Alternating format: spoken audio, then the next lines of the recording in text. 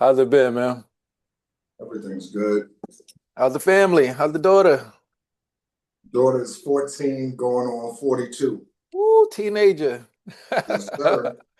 Oh man, mine is 9 going on 19. I believe it. Trust, I believe. Yeah, man, when they start talking back to you, you be like, oh my goodness. Yeah. Now I see what my parents were telling me. Yeah. Yeah, it's crazy. But you still doing Raymore or you only doing the real estate?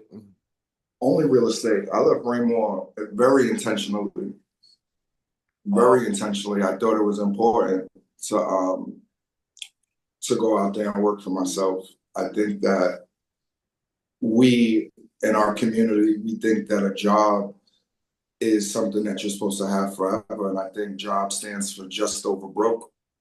yes, You sir. know, no one will ever pay you to live on the same block that they live on. So at the end of the day, for me, what was always important was um, growth, always Yeah. growing, not only as an individual, but, growing who I am, growing my family, growing my network. So those things were always super important to me. No, absolutely, man. I feel the same way. All But right. it's been a minute. I haven't seen you in a minute. I know I work for MTA, so I've been driving a bus, um, raising my daughter. My wife just broke her foot, you know. Damn, Shy. Yeah, she broke her foot on Thanksgiving Day. Like we was walking to her aunt's house and she slipped on the step and landed on her foot. That she just snapped. It was Jesus it Christ. was bad. But she's recovering. She's doing good. They had the surgery. Everything went perfectly, they said. So yeah, that's Yeah, it you from were my you were side. one of my inspirations for why I left Raymore, to keep it a buck. Me? Yeah, because I didn't leave for entrepreneurship. I wish I would have. no, but at the end of the day, everybody who worked with me, because I'll never say anybody worked for me, Yeah. everybody who worked with me impacted me differently.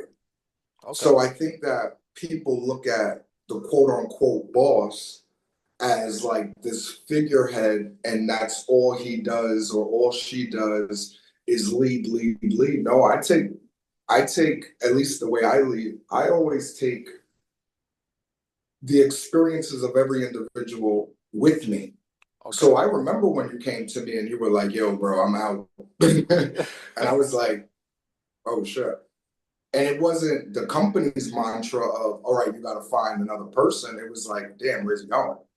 And when Yeah. you told me you were going to the MTA, I was like, I never asked you, but I was like, I wonder if that's his dream or if he's going because at that point, your daughter was little.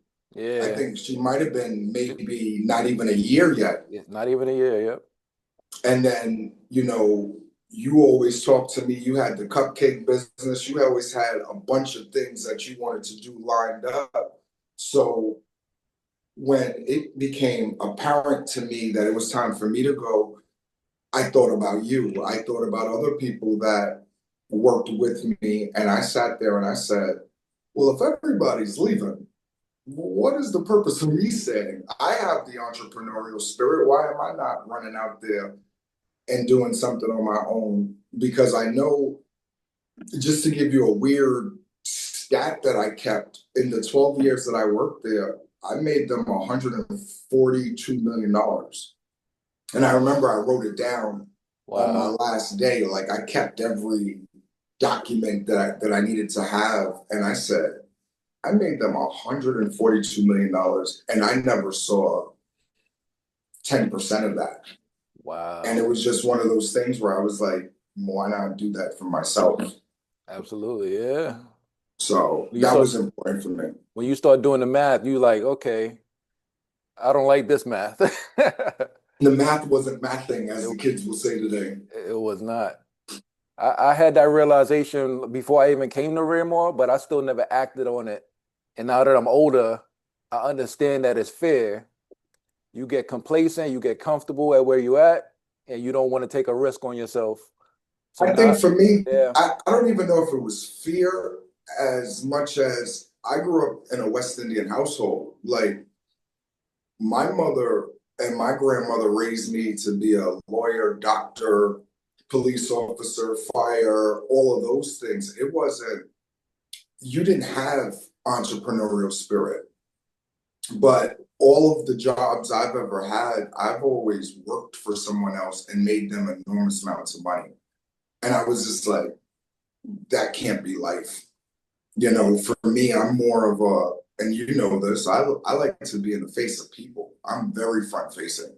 Yeah, Um, and you can't really do that with being a cop or a nurse or a doctor or a lawyer. You know what I mean? Like you're helping people, but it's not the same as being able to hand somebody a set of keys and they see the joy effectively that, changing it.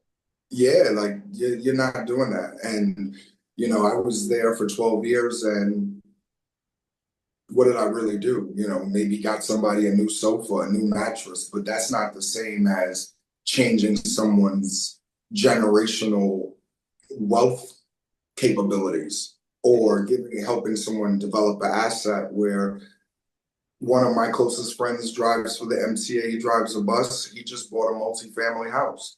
So now when he wants to retire, he has something that's bringing in income you know, for his two kids that he has, which is really important.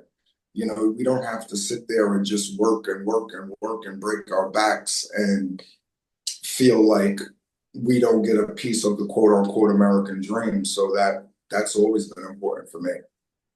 Absolutely, I agree.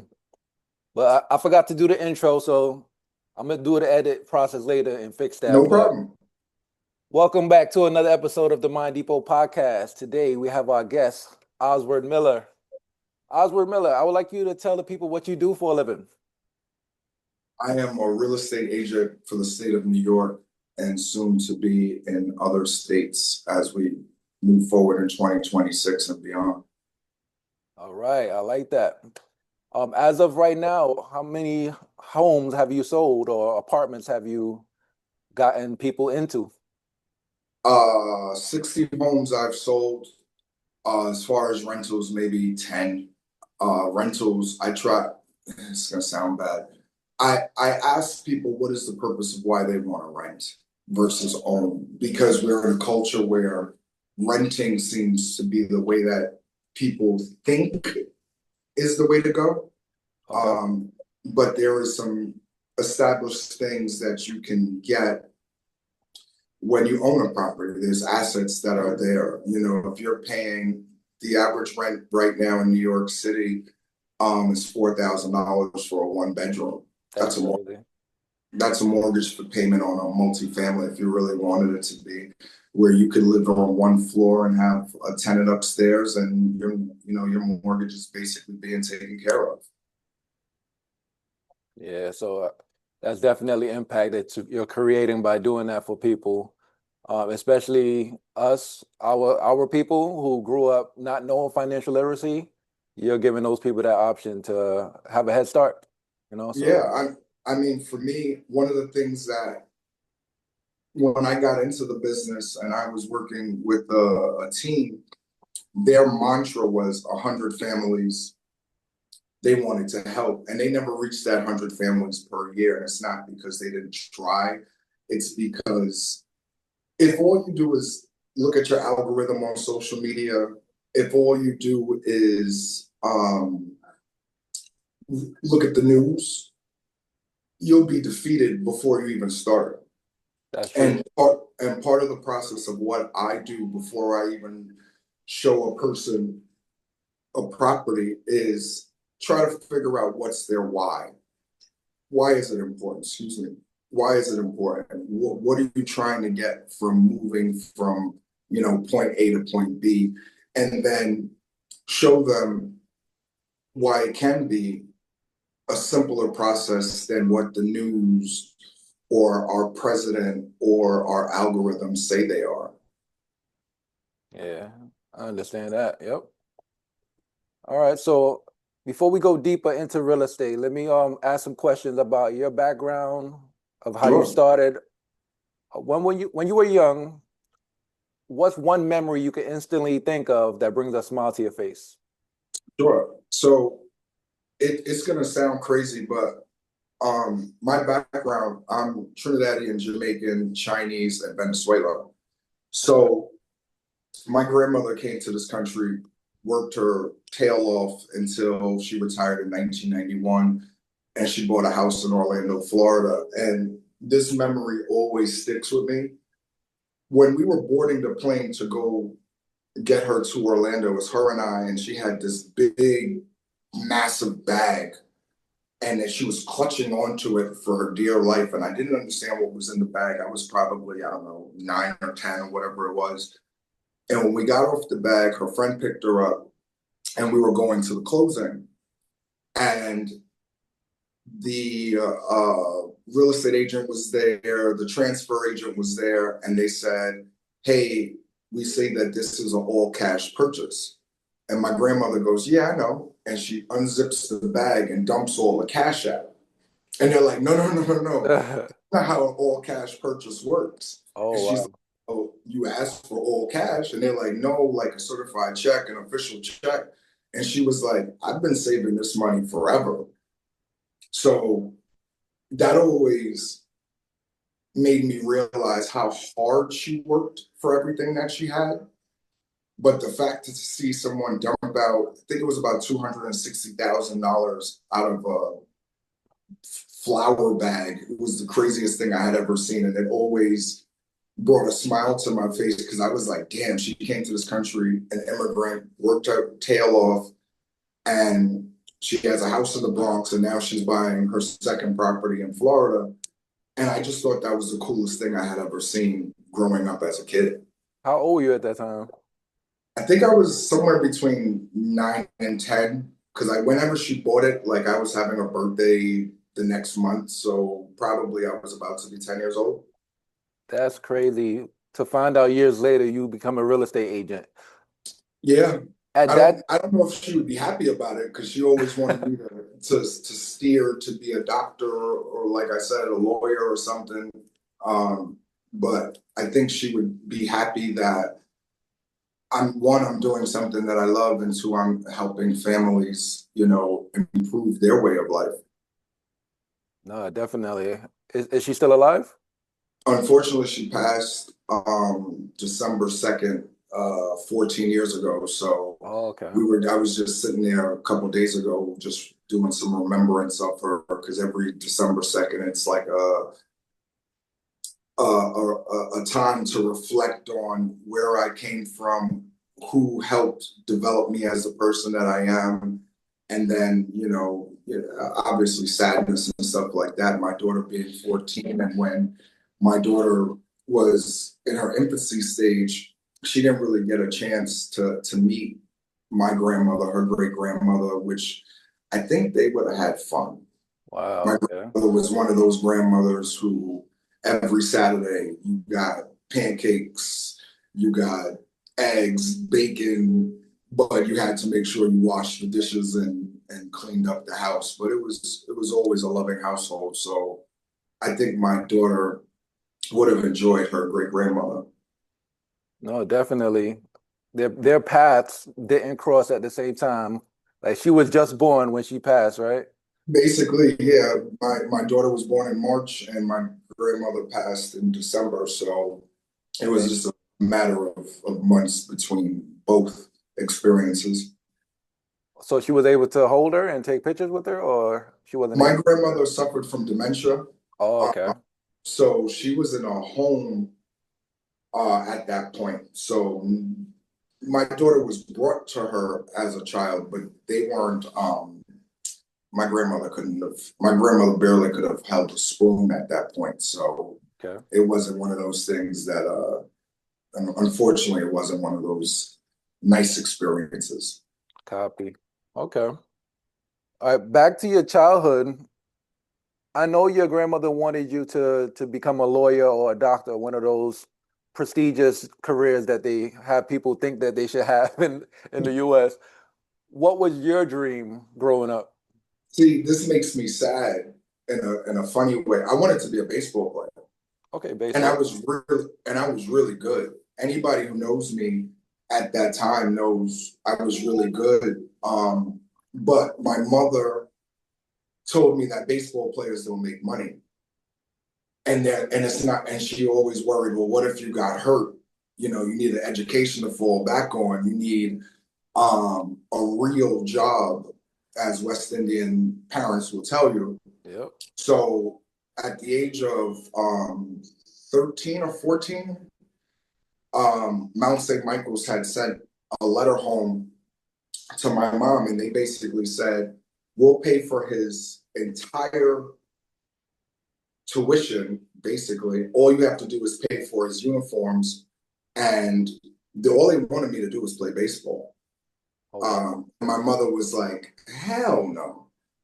Coach came to the house or the apartment because I used to live in the Bronx at that particular time. Wow. Um, and he was like, why not? And she was like, no, he needs to be something important. And he was like, you don't understand how good your son is. Wow. And um, that kind of broke my heart in a way. So to this day, like I still love baseball, but you won't see me watch a game. I rarely go to baseball games because I always feel like I'm better than the people who are playing today, excuse me, or played over the years. So I don't know if that's an ego thing or not, but it's just been like, damn, I wish I could have, you know, played in City Field or Yankee Stadium and really been that guy. That's crazy. What position did you play? I played shortstop, center field, pitcher, and catcher. So when you're in the little leagues, they don't let you like pitch every day. They have to let all the other kids play. So Yeah. I kind of moved around, but you know, what I was really, really good at was pitching. And that's where everybody wanted me to focus my intentions on. So, you know, my brother tells this silly story about we used to go to a fair and they had a mat, and the goal was you had to throw it harder than the person before you. And at 11 years old, I threw a pitch at 90 miles an hour. And my brother was like, holy smokes. And everybody stood around. It was like, who the hell is a small little kid that could throw 90 miles an hour? But that's just what I practiced and was, you know, really good at. So, um, you know, I miss it to this day. That's crazy. I have two stories involving baseball. So one, like you, I was able to throw like 90 miles per hour. And this guy at a bodega, who was a Dominican guy that worked at a bodega, he was like, yo, you could actually go to Dominican Republic and you could be on the team and I could help set everything up and everything like that. So when I spoke to my mother about it, my mother shut it down right away. She was like, you're not going to no, you're not going to no other country to play no baseball with nobody I don't know. So, Yeah. so that was the first one. So she shut that down.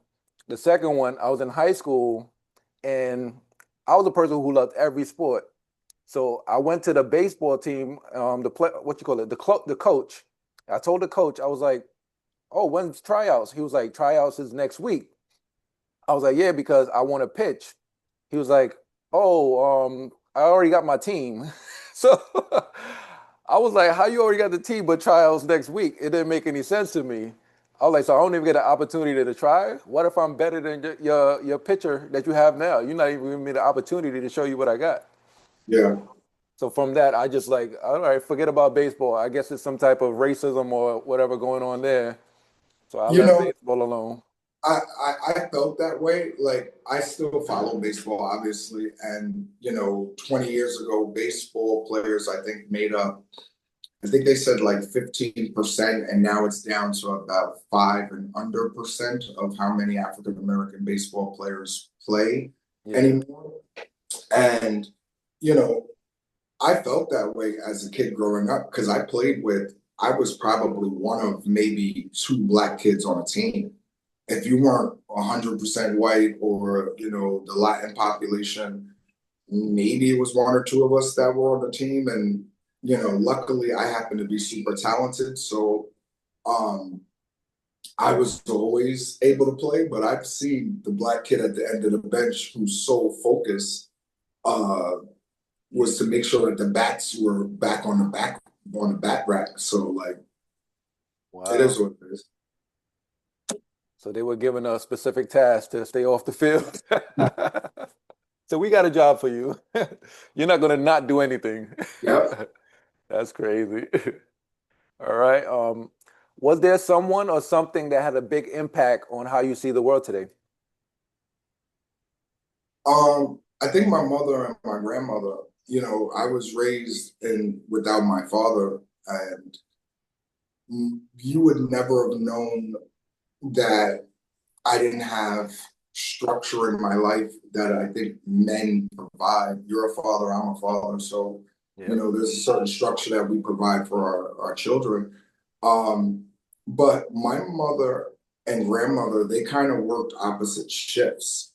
So my Okay. grandmother worked during the day, and my mom worked during the night. So it was never like there wasn't some parental guardian in the house. So until my grandmother moved to Florida, like I always had a quote unquote a parent in the house. Okay. My older brother went to the Marines at 18 and we're separated by 9 years. So when he was in the Marines and I was coming up as a teenager and my grandmother had left and my mother was working two jobs at Bellevue in the visiting nurse service, I learned all of the tricks to become the baddest kid I could be and get into all measures of trouble because I didn't have that necessary figure there every single day. But, I would say the two most impactful people in my life were my mother and my grandmother. And I still hold my daughter accountable for things that I learned from them all those years ago. Okay. Can you share a moment when life didn't go as planned, but it ended up teaching you something valuable? Absolutely. I think there's a couple of things, but I will say this, and this is the best life advice I had ever gotten. When you and I used to work at that other company, because Yeah. I'm not giving them no shine. When you and I used to work at that other company years ago, I was up for a promotion. And and I'm extremely humble today, but back then I was an egotistical maniac. Um, I thought that there was no one better.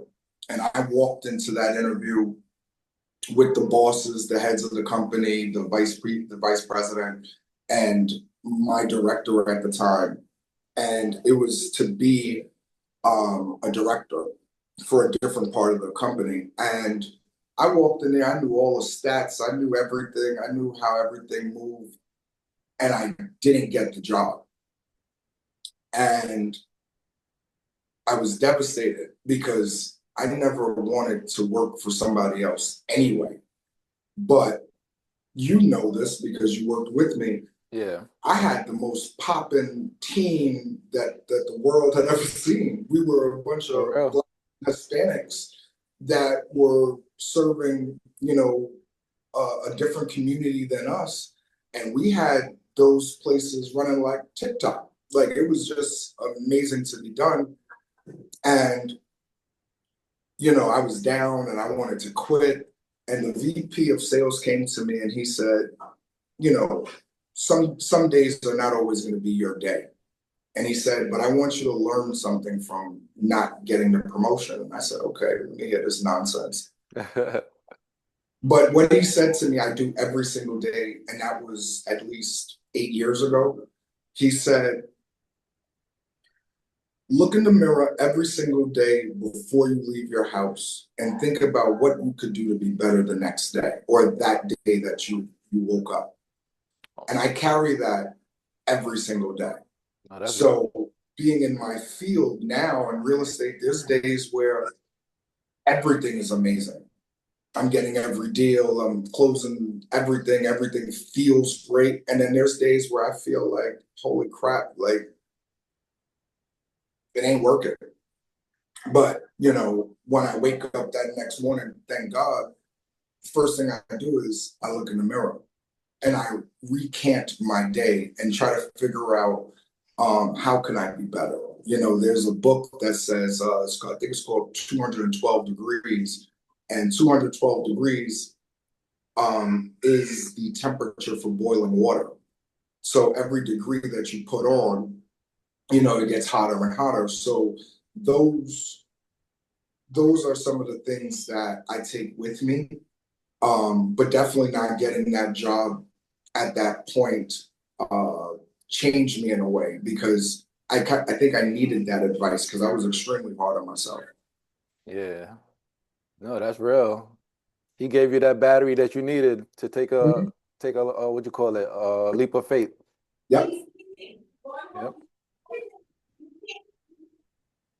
Was there a turning point that really shifted the direction of your path personally or professionally? Was it that one you just said, or you could think of something No, different? I think a part of it was the year before COVID and then going into COVID. The year before COVID, I knew I wanted to strike it out on my own. I knew that I wanted to do something different. I just didn't know what. And then COVID happened, and for me, COVID was a really rough time as an individual. I look back on that and see the vulnerabilities of who I became because COVID, we closed all of our stores, I think March 18th, March 20th, or whatever that Saturday was. And then we didn't reopen until June. And at that point, I had a roommate, my boy Josh, and he had his girlfriend, and she was living with us. And I had no one. Like, I couldn't see my daughter because of things that were kind of out of both of our controls. So I felt alone. So I used to Okay. drive from my apartment in Neck all the way to Albany. I did that every single day for about 60 days. And I would write down where I saw myself in a year, where I saw myself in 6 months, what can I do better? Josh and I used to sit there and day trade because the only thing that was really open was like Robinhood. So we would sit there and trade stocks and do all of that stuff. And I would just sit. And I remember there was this gas station with this really old man who used to sit there and he would pump gas for you. And I would just sit there, park in the gas station with this notebook and write every single thing that was important to me and how I wanted to change my life. Um, and when that happened, kind of like a spark hit, and I was like, okay, life needs to change because COVID brought us all down to the lowest levels because we couldn't go outside. Our lives weren't full with nonsense. It was literally like you and whoever you had in your house because nothing Yeah. was open. I jokingly tell people all the time, it was the only time I could get from the Bronx to Jersey in 10 minutes. That's a fact. You couldn't cross the cross Bronx today at this time and not sit there for 30 minutes. But I was literally driving everywhere and just trying to figure out what was my path in life. So I think the year before COVID kind of started the footsteps, but then that COVID time, that 3 to 4 months that I was out of work, really kind of cemented the thoughts of wanting to do something different and improve my life. Okay, so you started doing real estate right before COVID? Hmm. Okay. Yeah, I started with one toe in the water because in the back of my mind, I still heard my grandmother, I still heard my mother that you have to have a paycheck every Friday. And Yeah. in real estate, you don't get paid until something's closed. So I never really wanted to jump into it because I think I was scared, nervous. Um, my daughter goes to private school since she was in kindergarten, so that's not an easy task to pay that amount of money. Yep. Um, so, until I really kind of just woke up one morning and kicked myself in the tail, I didn't want to be that guy that jumped in and said, "Oh, I want to be an entrepreneur," because entrepreneurship is not for the weak. Anytime you second guess yourself, you're gonna fail and fall because you hear way more no's than you hear yeses. It's a fact. Yeah. Um, how was the feeling when you made your first property sale? Terrible, It was terrible. because I had to split it with four other people. Four? Yeah, I've never heard of four people splitting a deal. That's crazy. yeah. I was on a team, and the first property I ever got paid on was a three-bedroom apartment in Williamsburg, Brooklyn, and the rent was $3,700. And in my head, I said, "Oh, I'm about to cake up. I'm about to make some real bread," because they paid for the apartment in a year. So Oh, when it all broke down and after splits and everything else that happened, I came home with $478. sheesh. Because And you only get the money off of the first month or something like that, right? yeah, Yeah. and then between the splits from the brokerage, I was on a team, so the team leader gets a split. Um, I never forget, because like you work with me. So Yeah. when we made money, we made money.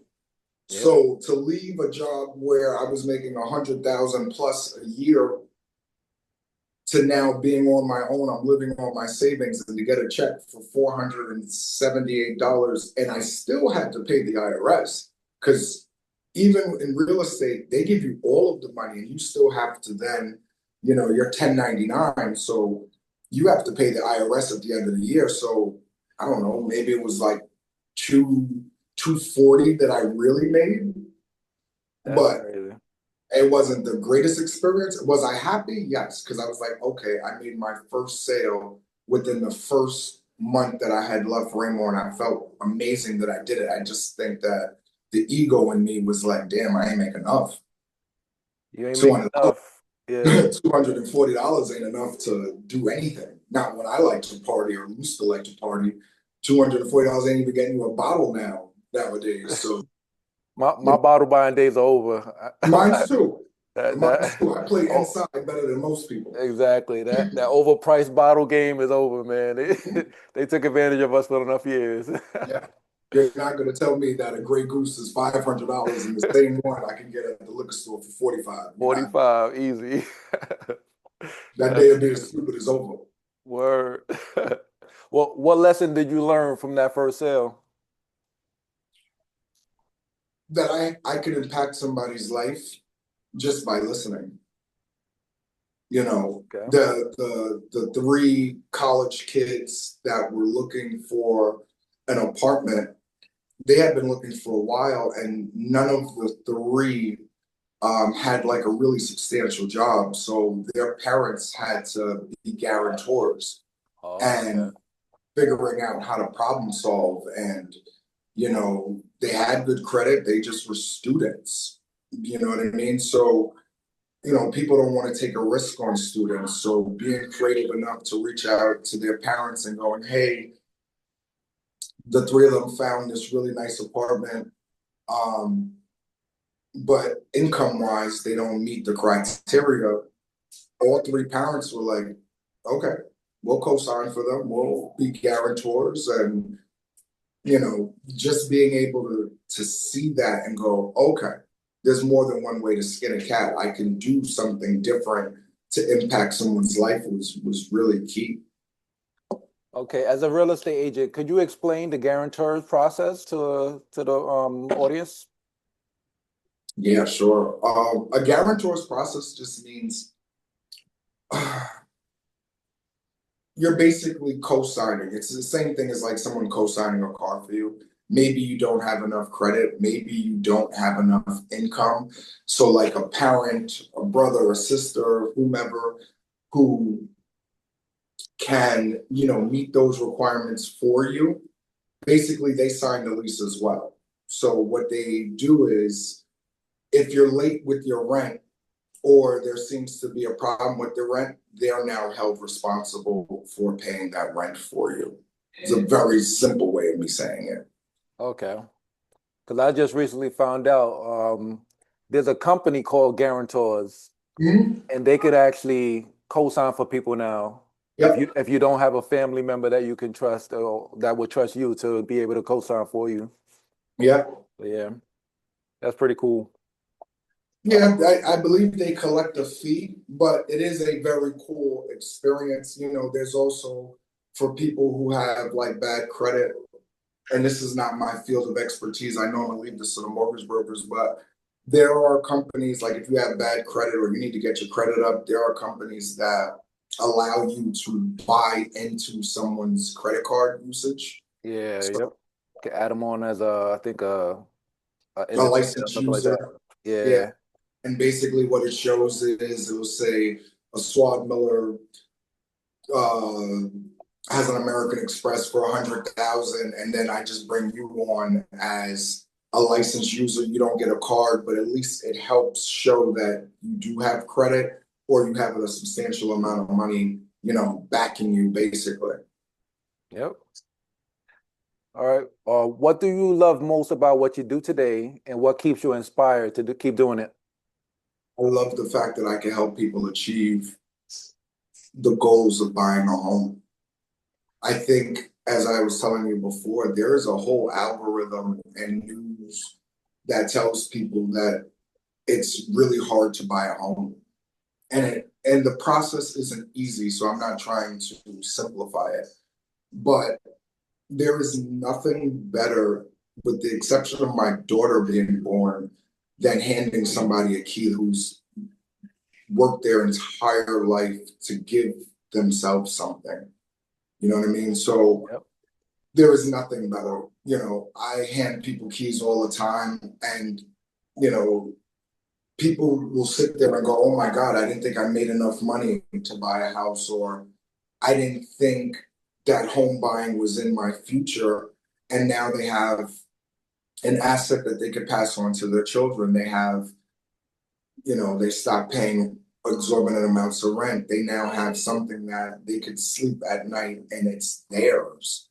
And culturally, I think us as Black and brown people, the things that they gear towards us is cars and travel and things that after a while it ain't working for you. Like how we were just talking about bottles.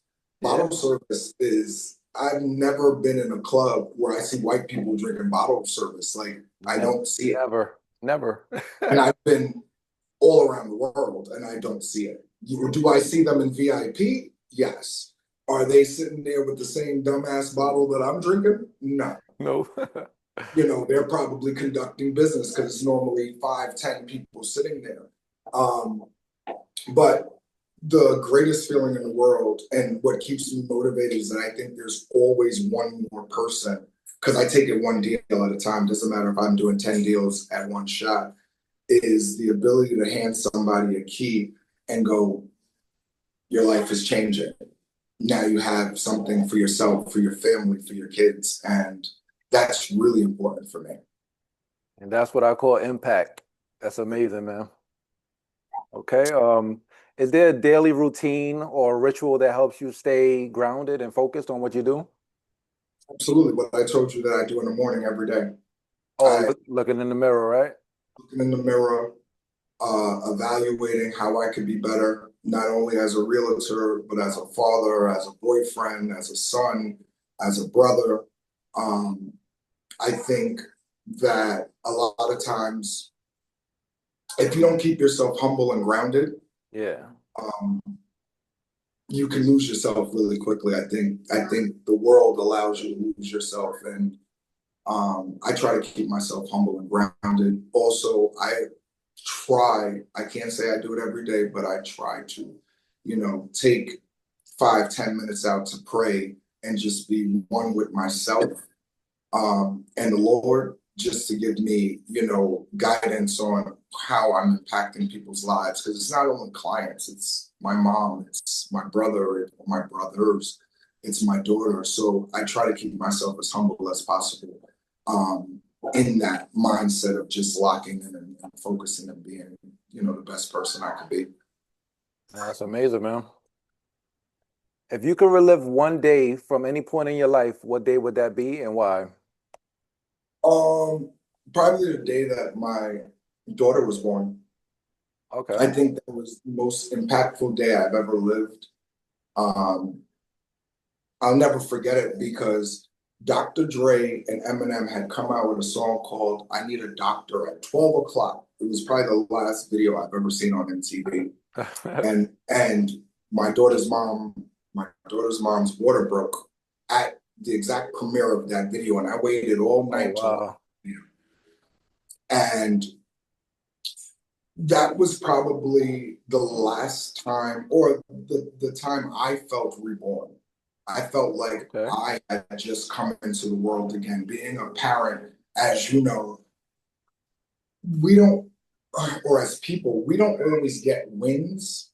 You know what I mean? Like there's no cheerleading section for you in your life, Yeah. but being able to see a life come out, born, happy, healthy, smiling, um, I think that was probably the most impactful thing, and that's probably why when I work every day, I always have my daughter in my mind because for me that was something that I can't go back to, but I try to relive it at some points. Like when I'm really down, I think about her. Um, and I think that March 8th, 2011 was probably the last time I really felt individual joy as well, because being a father changed my life. Oh, that's amazing. That's in business because I took a business course. They call that your why. Yep, Once she came into the world, she became your why. So now whatever you do, it has something to back you and remind you this is why you're doing it. This is why you're working so hard to get it.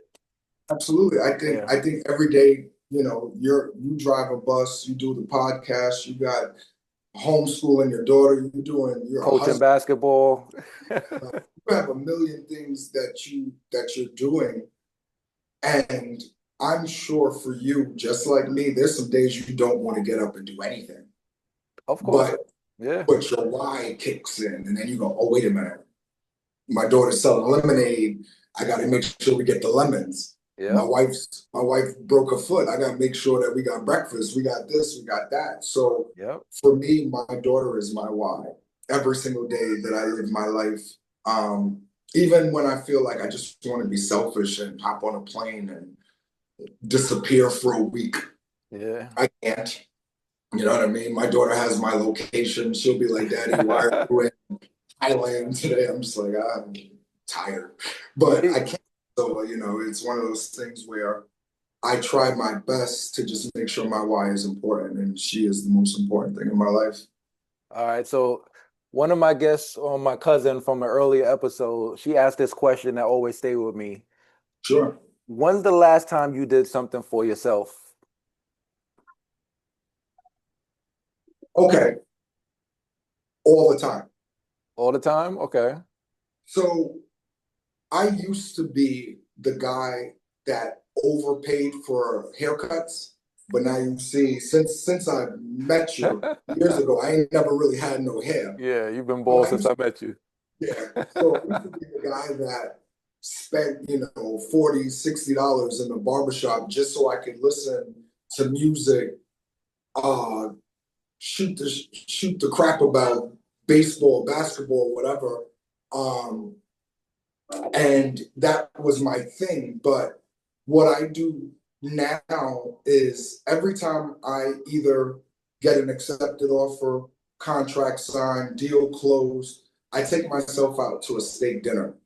Okay. Or or if I don't do that, I will buy myself something really small to enjoy my win.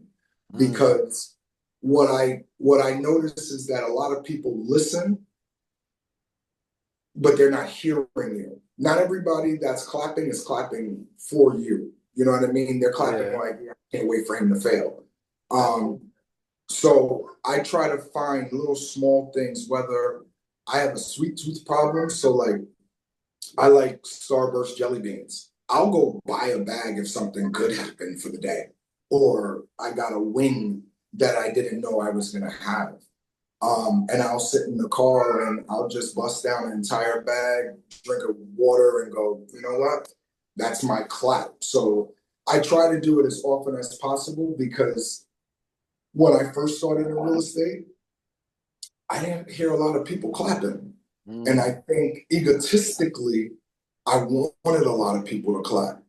Um, so I had to find out things that could help me feel good about, you know, things. And I try to cheat every once in a while. You know what I mean? Like I will just go to Ruth Chris just because and sit down and go bust down a steak and go, you know what, today was a great day until I get the check. And then I go, Yeah. oh wait. Just spent the whole commission. Yeah. All right. Well, when you what you call it? When you develop your own brokerage, maybe you could implement that as part of the company culture. Oh no, I'm I, speaking it. I'm speaking it to existence. You're gonna have your own brokerage. I All right. love that. Yes. So whenever one of your employees they make they close a house or apartment, you just have a moment where the whole team just clap it up, applaud Yeah, each other, you know? absolutely. It's a small thing, but like you said, you didn't feel nobody like applauding you. It makes you feel bad as a human that you don't got nobody in your corner cheering you on. Everybody Yeah, wants to be cheered on, you yeah. know? So, all right. So before I end everything, I'm gonna ask a question from the previous guest. Sure. All right. The previous guest was, where are you? By the way, while you Yeah. look for that question, It was up. I watched almost every episode of the podcast. Bro, you doing amazing work. Oh, thank you, man. Thank you. You saw the nerves in the beginning, right? Yeah, yeah. But listen, if you don't start, you'll never know how to finish. So Yeah. you're doing amazing work. You know, some of the guests that you've had on, you know, whether it's been the financial brokers that you've had on, the insurance people, the rappers, the people that are trying to do something better for themselves and give it to the masses. Yeah. I love it. You know, when you and I reconnected on Facebook and I sat there and I was like, maybe I should ask him if I should be on the podcast. And then you hit me with it, and I was like, oh, thank you. Yeah, let's do it. I was like, I like what I'm seeing. Let's do it. So I just wanted to, because I want to make sure you get your flowers. Thank you, You man. I know, appreciate it. doing a great job. Keep doing it. If you ever feel like you it's not there for you, you're not seeing the likes, the follows, trust me, just keep grinding. It will come. No, it's definitely growing faster than I thought. So I started with about because this was an old channel that I'm reviving. I started with about 9 subscribers, and now I'm up to 75. So, and Love it. that's within 3 months. So Yeah. Just it's keep progress. plugging away. Just keep Yeah, plugging away. still grinding, man. All right. So the last guest was Camo Kobe and Mr. Mo Bucks. So they had a question each. So the first question was, what were you doing during the pandemic and would you change your situation and why? Well, I told you I was severely reflecting on life. I wouldn't change it for the world because it gave me a head start to get to where I am today. So I will say during the pandemic, I was severely reflecting because when you're by yourself, when you were a single man and you're watching your roommate and his girlfriend having a good time and laughing and joking and all of that stuff, and you're sitting there and you're like, oh, you're sitting in your room like all you got is Netflix. Yeah, Um, there's only oh so many times that you can watch Scarface. You know what I mean? So the fact. being able to sit there and reflect and kind of beat yourself up, knock yourself down, then to bring yourself back up, I thought was really important. No, I agree, man. Self-reflection to do that to you. Mhm. It make you start thinking like, what did I do wrong? Yeah, What can I do to change it? it makes you realize that every day that you wake up is a blessing. So why waste it?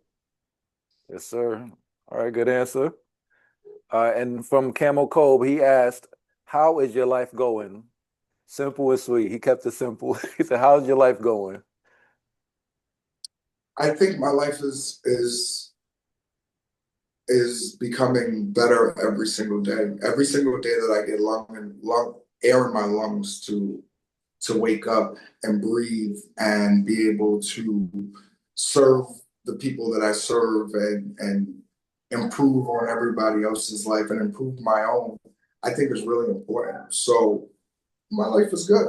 I wouldn't say it's bad. I mean, every day we have good and bad days. My goal is to make my next day better than my last. Okay, good answer. And the last thing I need from you is your question for the next guest. Sure. My question is, what is the best advice you've ever received? What is the best advice you ever received?